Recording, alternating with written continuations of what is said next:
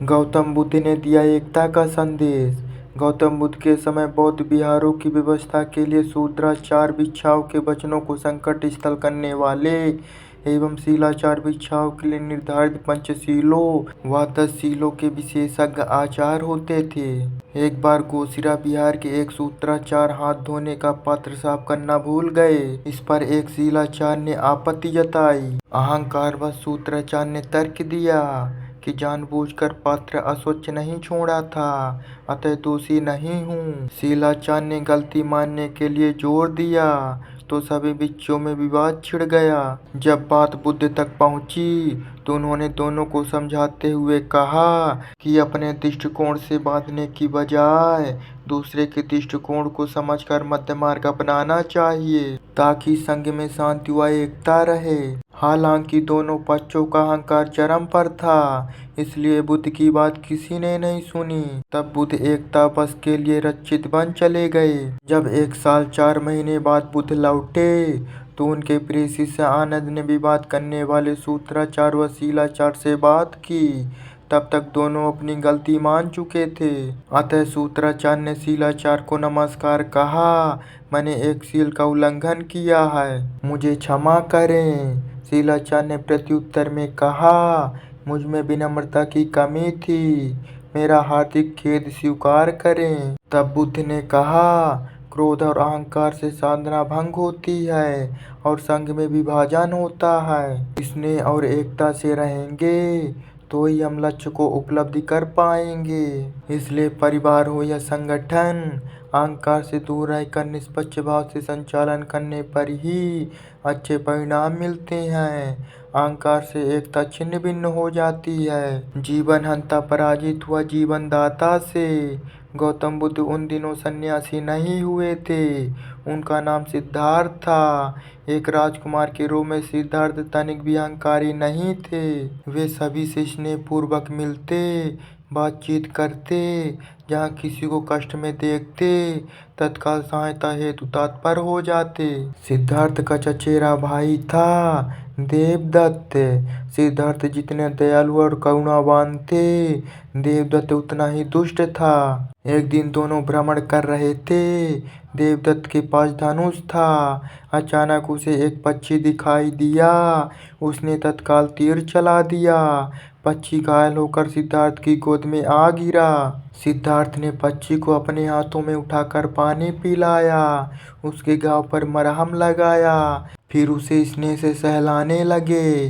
पक्षी उनके स्नेह व सेवा से स्वच्छ हो गया। तभी देवदत्त ने सिद्धार्थ के पास आकर नाराजगी से कहा, ये पक्षी मेरा शिकार है, इसे मुझे दे दो। देवदत्त की दुष्टता को देखकर सिद्धार्थ पक्षी देने के लिए राजी नहीं हुए। देवदत्त ने न्यायालय में उनकी शिकायत की। सिद्धार्थ ने न्यायाधीश से निवेदन किया कि मैंने पक्षी के प्राण बचाए, इसलिए वह मेरा है। जबकि देवदत्त का तर्क था कि पक्षी पर निशाना मैंने साधा, इसलिए वह मुझे मिलना चाहिए। न्यायाधीश ने निर्णय लिया कि जो व्यक्ति किसी का जीवन बचाता है वही उस प्राणी का सच्चा अधिकारी होता है, ना कि वह जो उसके जीवन को समाप्त करने का अपराधी होता है। इसलिए पक्षी सिद्धार्थ का है।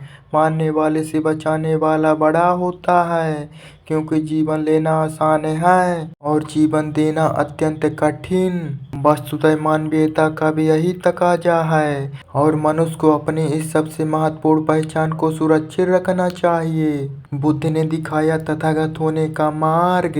एक बार भगवान बुद्ध किसी नगर के मार्ग पर पैदल जा रहे थे। उसी मार्ग पर द्रोण नामक ब्राह्मण सामने से आ रहा था। अचानक बुद्ध को उसी समय बैठकर ध्यान लगाने की इच्छा हुई। वे सड़क के एक ओर उतरकर एक पेड़ के नीचे 15 आसन लगाकर ध्यान मुद्रा में बैठ गए। द्रोण उन्हें जानता नहीं था, किंतु उनके तेजस्वी व्यक्तित्व ने उसे प्रभावित किया, इसलिए वह बुद्ध से भेंट करने के लिए उनके पास आया। जब उसने बुद्ध को एकाग्रचित्त देखा तो वह एक ओर चुपचाप बैठ गया।